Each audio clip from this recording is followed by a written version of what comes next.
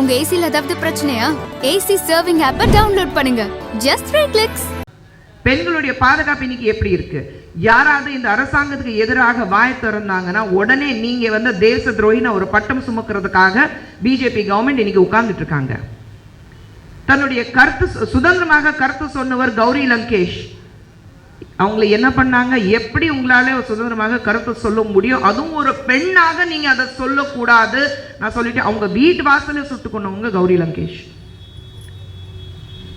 இன்னைக்கு பிரதமர் மோடி அவர்களே பங்களாதேஷோடைய பிரதமர் பார்த்துட்டு ஒரு பெண்ணா இருந்தாலும் அப்படின்னு ஒரு வார்த்தை வருது. யார் பேசுறது? இது ஒரு பிரதமர். ஏன் பெண் சாதிக்க முடியாதா? நீங்க மட்டுமா அந்த பிரதமராக இருக்கணுமா? இதுக்கு முன்னாடி இந்த இந்தியாவின் பிரதமர் யாருங்க? மிக ஒரு ஆயன் லேடி, ஒரு ஒரு பெண்மணி அப்படி சொல்லக்கூடியவர் இந்திரா காந்தி அவர்கள். ஏன் பிரதமர் மோடி இப்ப கன்னியாகுமரியில வந்துட்டு பேசிட்டு போனாங்க. தமிழகத்திலிருந்து முதல் ஒரு டிஃபென்ஸ் மினிஸ்டர் உங்களுக்கு ரக்ஷா மந்திரி நாங்க கொடுத்திருக்கோம். இந்தியாவோட முதல் டிஃபென்ஸ் மினிஸ்டர் இந்திரா காந்தி அவங்க. அது கூட ஒரு பிரதமருக்கு தெரியாது. பொய் சொல்றதுக்கு ஒரு எல்லை எல்லாமே பொய் சொல்லிட்டு இருக்காங்க. இது எல்லாமே மாறணும். உங்களுக்காக, உங்களுடைய எதிர்காலத்துக்காக ஒரு சட்டத்தை கொண்டு வந்தா அந்த சட்டமே இருக்கக்கூடாதுன்னு நினைச்சிட்டு இன்னைக்கு அந்த சட்டத்துக்காக சும்மா ஒரு மேலே ஓட்டுமா வந்து மக்களை ஏமாத்துறதுக்காக வேலை நடந்துட்டு இருக்கு. 33% எப்போலேருந்து போராடிட்டு இருக்கோம். எதிர்ப்பு தெரிய வச்சது பிஜேபி. இன்னைக்கு ஆட்சிக்கு வந்து 5 வருஷம் முடிய போகுது. இன்னும் 100 நாளில் வந்து உங்களுக்கு தேர்தல் வரப்போகுது. ஆனால் 33% மேக்சிமம் மெஜாரிட்டி பார்லிமெண்ட்ல பிஜேபிக்கு இருக்கு. 33% இடஒதுக்கீடு பெண்களுக்கு இருக்கணும் சொன்னேன். என்ன பண்ணாங்க? அன்னை சோனியா காந்தி அவர்கள் ஒரு கடிதமும் எழுதினாங்க. நாங்க எல்லாருமே நடந்து போனோம், பாராளுமன்றம் வரைக்கும் நடந்து போனோம். ஆனா என்ன நடந்தது? இது வரைக்கும் அதை அமல்படுத்தினாங்களா? இல்லை, பண்ண மாட்டாங்க. ஏன்னா இவங்களை பொறுத்த வரைக்கும் ஒரு பெண் இப்படி தான் இருக்கணும். நான் ஆரம்பத்தில் சொன்ன பாருங்க, ஒரு வட்டம் போட்டு வச்சிருக்காங்க. இதுக்குள்ளே தான் ஒரு பெண் இருக்கணும். இது தாண்டி போனால் ஒரு ஆண் ஏன் கௌரவத்துக்கு அது அவமானம் நினைக்கிறக்கூடிய ஒரு ஆட்சியை சொன்னீங்கன்னா அது பிஜேபி. அதை தாண்டி நீங்கள் லோக்கலாக வந்தீங்கன்னா அதிமுக அரசாங்கம். தன்னுடைய மானம் ரோஷம் அதெல்லாம் விட்டுடுங்க. தமிழக மக்களுடைய மானத்தை ஒரு இடத்துல அடமானம் வச்சவங்க தான் இன்னைக்கு அதிமுக அரசாங்கம் இருக்கு. அது யார் கையில கொடுத்திருக்காங்க? பிஜேபி கையில. அம்மை ஜெயலலிதா அவர்கள் உயிரோடு இருக்கும்போது ஒவ்வொரு மேடையில தேர்தல் பிரச்சாரத்தில் என்ன சொன்னாங்க? மோடியா இந்த லேடியா அப்படிதான் கேட்டவங்க ஜெயலலிதா அவர்கள். அது கூட மறந்துட்டு இவங்க பிஜேபியோட கை கொத்தி இன்னைக்கு சுத்திட்டு இருக்காங்க. சைபருக்கு கீழே ஒரு நம்பர் இருந்தா அதுதான் நாங்க பாஜகவுக்கும் அதிமுகவுக்கும் கொடுப்போம் சொன்னவர் பாமக. சைபருக்கு கீழே இறங்கி அவங்க ஒரு 7 சீட் கொடுக்குறாங்கன்னா இன்னைக்கு கூட்டணி வச்சிருக்கிறாங்க. எவ்வளவு ஊழல் நடந்திருக்கு. ஒரு புத்தகத்தை அடிச்சுட்டு கவர்னர் கிட்ட போய் கொண்டு போய் விட்டது அன்புமணி ராமதாஸ் அவர்கள். அவர் தானே எடுத்துட்டு போனாரு. இவ்வளவு ஊழல் நடந்திருக்கு, ஒரு நடவடிக்கை எடுங்க. ஆனா இன்னைக்கு அவங்களுடைய கூட்டணி வச்சிருக்காங்க. மானம் இப்படிதான் மைக் முன்னாடி மானம் ரோஷம் சூடு சொரணை இருக்கிற எவன் இந்த கட்சியோட கூட்டணி வைக்க மாட்டாங்க. இன்னைக்கு அதே மானம் ரோஷம் சூடு சொரணை இவங்களுக்கு கிடையாது. அதனால தான் கூட்டணி வச்சிருக்காங்க. ஆனா அந்த மானம் ரோஷம் சூடு சொரணை நம்ம எல்லாருக்கும் இருக்கு. அதுக்கான அடையாளம் தான் இப்போ கொஞ்ச நேரத்துக்கு முன்னாடி தயாநிதி மாறன் அவர்களும் இந்த மேடையில் இருந்தார். இந்த கூட்டணி இன்னைக்கு நேற்று ஆரம்பிச்ச கூட்டணி கிடையாது.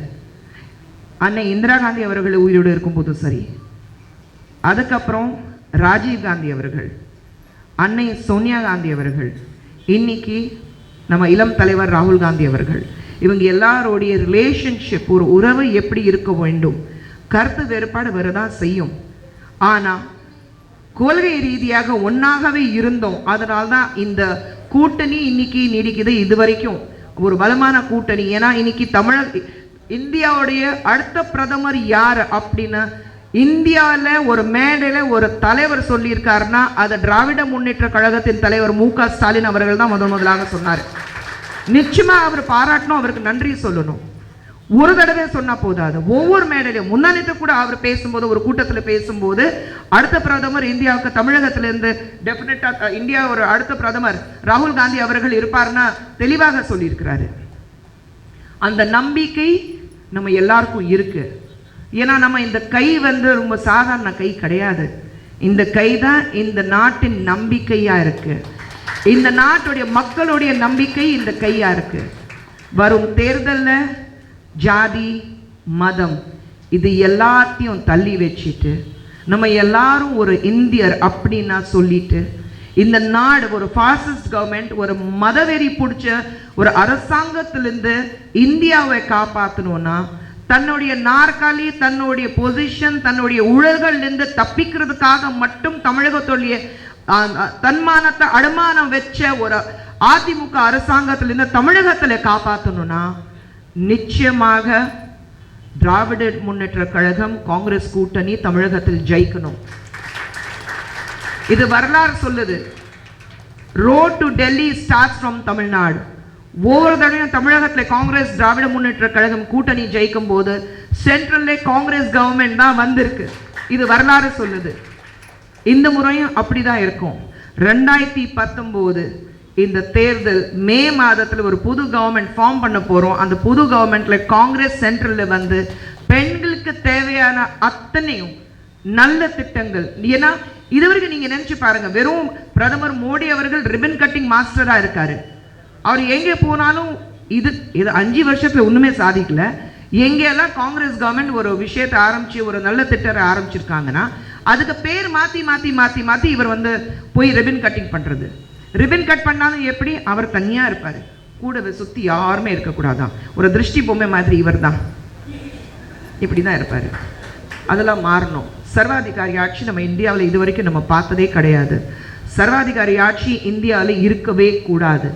இந்தியா வந்து ஒரு செக்யுலர் நாடு நம்ம சொல்றோம்.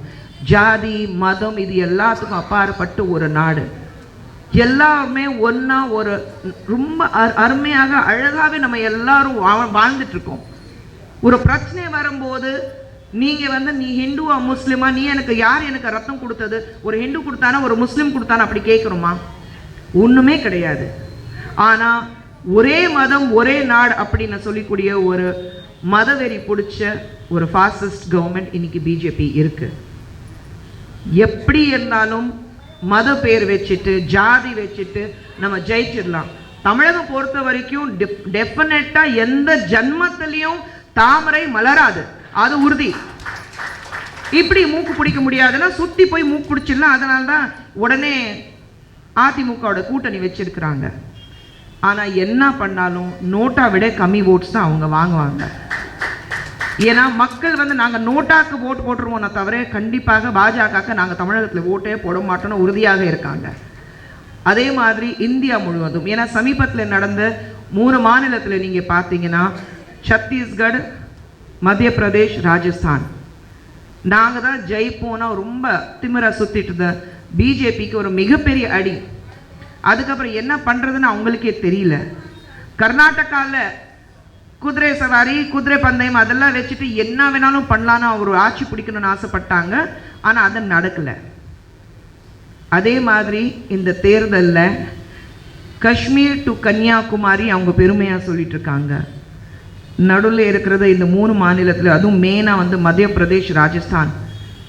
இந்தியாவின் இதயம் அப்படின்னு சொல்லக்கூடிய ஒரு மாநிலம் மத்திய பிரதேஷ். ஏன்னா சென்ட்ரல் இருக்கு. அது நம்ம வந்து அவங்க கிட்ட இருந்து வாங்கிட்டோம். காங்கிரஸ் திராவிட முன்னேற்ற கழகம் பொறுத்த வரைக்கும் சொல்றது தான் மட்டும்தான் செய்வோம். மக்களுக்கு பொய்யான வாக்குறுதி நாங்கள் கொடுத்ததே கிடையாது. உங்களுக்கு தேவையான விஷயங்கள், உங்களுக்கு தேவையான நல்ல திட்டங்கள், ஒரு பெண்ணுடைய கல்யாணத்துக்காக இருக்கட்டும், படிப்புக்காக இருக்கட்டும், உங்கள் பசங்களுடைய வேலை வாய்ப்புக்காக இருக்கட்டும். இன்னைக்கு இந்தியாவில் மிகப்பெரிய பிரச்சனை வேலை வாய்ப்பு.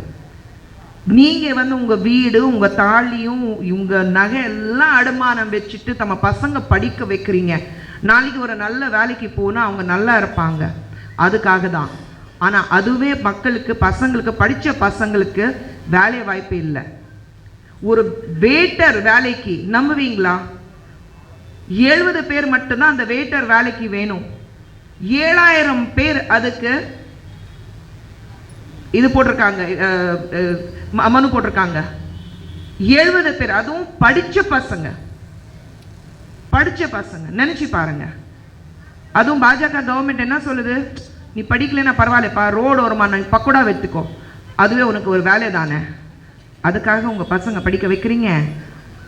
ஒரு தாய் காலையில் 4 மணிக்கு ஆரம்பிச்சு தெருவில் வடை சுட்டுட்டு இட்லி சுட்டுட்டு நைட் 12 மணி வரைக்கும் ஒரு சின்ன ஒரு வண்டி வச்சுட்டு வேலை பார்த்துட்டு பசங்களை படிக்க வச்சாக்கா பரவாயில்ல, நீயும் பக்கத்தில் ஒரு ஒரு இந்த மாதிரி ஒரு வண்டி வச்சுட்டு நீ வடை சுட்டுக்கோன்னு சொல்கிற ஒரு அரசாங்கம் உங்களுக்கு தேவையா? நினச்சி பார்த்துட்டு சிந்திச்சு யோசிச்சு, உங்களுக்காக மட்டுமல்ல, உங்களுடைய குடும்பத்துக்காக மட்டுமல்ல, உங்கள் பசங்களுடைய எதிர்காலத்துக்காகவும் இந்த நாட்டின் எதிர்காலத்துக்காகவும் தமிழகத்துடைய எதிர்காலத்துக்காகவும். ஏன்னா ஒரு காலத்தில் டாக்டர் கலைஞர் அவர்கள் முதலமைச்சராக இருக்கும்போது தமிழகம் இந்தியாவிலே நம்பர் 1 மாநிலம் இருந்தது. ஆனால் இன்னைக்கு தமிழகத்துக்கு 4 லட்சம் கோடி கடன் இருக்கு. அந்த 4 லட்சம் கோடி கடன் யாருக்காக? ஒரு ரோடு போட்டாங்களா? வேலை கொடுத்தாங்களா? இல்லை ஒரு மல்டிநேஷனல் கம்பெனி இந்த தமிழகத்துக்கு வந்ததா? இல்லை உங்களுக்கு வாரி கொடுத்தாங்களா? ஒரு நல்ல திட்டங்கள் கொண்டு வந்தாங்களா? ஒன்றும் கிடையாது. எலெக்ஷன் வருதுன்னா 2000 ரூபாய் கொடுக்குறோம். ஏன்னா பிச்சையா போடுறீங்க? உங்களுடைய உரிமை, ஏன்னா ஓட்டு போடுறீங்க அவங்களுக்கு. உங்களுடைய உரிமைக்காக நல்ல திட்டங்கள் அவங்க கொண்டு வரணும். ஆனால் எந்த திட்டமும் கொண்டு வராமல் நம்ம விவசாயிகள் கூட பார்க்காம ஒரு நீட் மாதிரி ஒரு தேர்வை இங்கே கொண்டு அனிதாங்கிறது ஒரு மிக சிறந்த ஒரு டாக்டர் ஆக வேண்டிய ஒரு இளம் பெண், அவளை நாம பறி கொடுத்தோம். எதுக்காக? நீட்னு ஒரு தேர்வு இருக்கணும் நீங்க சொன்னீங்க, அதுக்காக மட்டும்தான். எவ்வளோ போராடணும். ஸ்டெர்லைட் இருக்கட்டும், புதுக்கோட்டையில் இருக்கிற பிரச்சனையை நடக்கட்டும், எல்லாம் தூத்துக்குடியில் நடந்த பிரச்சனையை நீங்க பார்த்துக்குங்க, ஜல்லிக்கட்டு பார்த்துக்குங்க, எல்லாமே தமிழகத்துக்கு இது வரைக்கும் எதுவுமே பண்ணாத ஒரு அரசாங்கம் அதிமுக. தமிழகத்துக்கு இதுவரைக்கும் நல்ல திட்டங்கள் கொடுக்காத, எந்த ஒரு நல்ல நன்கொடை கொடுக்காத ஒரு அரசாங்கம் பாஜக. இது எல்லாத்துலேருந்து நம்ம பாதுகாக்கணும், மக்களை பாதுகாக்கணும், நம்ம எதிர்காலத்தை நல்லபடியாக ஒரு பிரகாசமாக இருக்கணும்.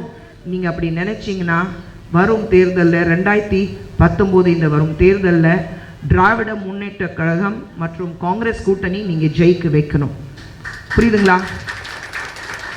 பெண்கள் உங்களை நம்பி நாங்கள் இருக்கோம், தாய்மார்கள் நம்பி நாங்கள் இருக்கோம். தாய் நாடு, தாய் வீடு, தாய்மொழி தான் சொல்கிறோம். உங்களால் முடிஞ்சால் நிச்சயமாக முடியும். பெண் நினைச்சா முடியாதது, சாதிக்க முடியாதது எதுவுமே கிடையாது. எல்லாமே உங்களுக்காக தான் இருக்கு. மறந்துடாதீங்க. இந்த பெண்கள் தினம் கொண்டாடுங்க. மார்ச் 8ஆம் தேதி பெண்கள் தினம் நல்லபடியாக கொண்டாடுறோம், வருஷம் கொண்டாடுறோம். நிச்சயமாக மனோ அவர்களை நான் பாராட்டணும். ஏன்னா வருஷம் என்னை கூப்பிட்டு இந்த இன்னைக்கு வருவேனா வரமாட்டேன்னு ஒரு சின்ன சந்தேகம் அவருக்கு இருந்தது. ஏன்னா நாளைக்கு என்னுடைய கல்யாண நாள். வழக்கம் போல நானும் கணவர் பசங்க ஒரு 7ஆம் தேதியே ஊருக்கு போயிடுவோம். ஒரு 4 நாள் கொஞ்சம் ஃப்ரீயாக இருப்போம்னா. ஆனால் மனோ அவர்கள் கூப்பிடும் போது ஐயையோ போய் தான் ஆகணும், போன வருஷமே நம்மளால் போக முடியலையே, அப்படி ஒரு சூழ்நிலை இருந்தது. ஸோ அதுக்காக இன்னைக்கு வந்திருக்கேன். இன்னொன்று, ஒரு பெண்கள் தினம் சொல்லும்போது இப்போவும் நம்ம தமிழ்நாட்டிலையும் சரி இந்தியாவிலும் சரி இருக்கிறது சூழ்நிலை பார்க்கும்போது, பிரச்சனைகள் பார்க்கும்போது, நம்முடைய கல்யாண நாள் நம்ம நீங்கள் கொண்டாடலைனாலும் பரவாயில்ல, மக்களுடைய பிரச்சனை முதல்ல தீர்க்க வைக்கலாம். கல்யாண நாள்னா இன்னைக்கா நாளைக்கா எப்போ வேணாலும் கொண்டாடலாம். ஸோ அதுக்காக நான் வந்திருக்கேன். உங்ககிட்ட நான் எதிர்பார்க்குற விஷயம் ஒன்று மட்டும்தான். நீங்கள் வாக்களிக்கிறதுக்கு முன்னாடி 1க்கு 10 தடவை யோசிச்சு வாக்களிங்க. அவ்வளோதான். நன்றி, வணக்கம், ஜெய்ஹிந்த். என்னங்க, உங்க ஏசில ஏதாவது பிரச்சனையா? ஏசி சர்விங் ஆப்பை டவுன்லோட் பண்ணுங்க. Just 3 clicks. என்னங்க, உங்க ஏசில ஏதாவது பிரச்சனையா? ஏசி சர்விங் ஆப்பை டவுன்லோட் பண்ணுங்க. Just 3 clicks. என்னங்க, உங்க ஏசில ஏதாவது பிரச்சனையா? ஏசி சர்விங் ஆப்பை டவுன்லோட்